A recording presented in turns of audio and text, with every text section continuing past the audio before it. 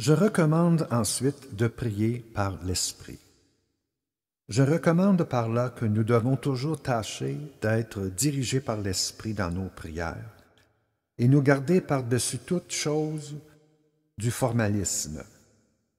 Il n'y a rien de si spirituel qui ne puisse devenir une forme, et c'est tout spécialement vrai de la prière privée. Nous pouvons inconsciemment prendre l'habitude d'employer le langage le plus approprié et offrir des prières les plus scripturaires, mais cependant faire tout cela par routine et sans conviction. Je désire toucher ce sujet avec délicatesse et précaution.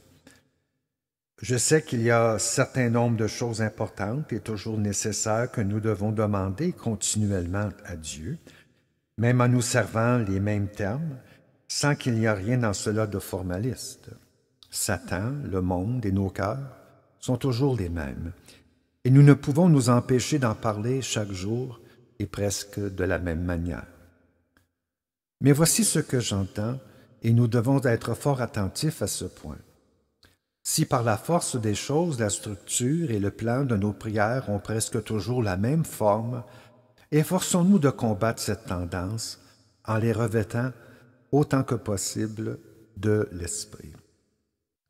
Ainsi, lire des prières est un usage que je ne saurais approuver.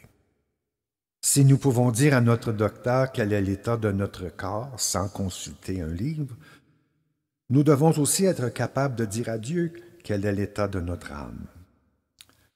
Je ne fais pas d'objection à ce qu'un homme fasse usage de béquilles quand il commence à recouvrer l'usage d'un membre cassé.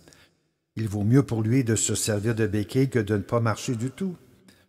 Mais si je le voyais toute sa vie se servir de béquilles, même après sa guérison, je n'y verrais pas manière à le féliciter. J'aimerais le voir assez fort pour qu'il puisse jeter loin de lui ses béquilles.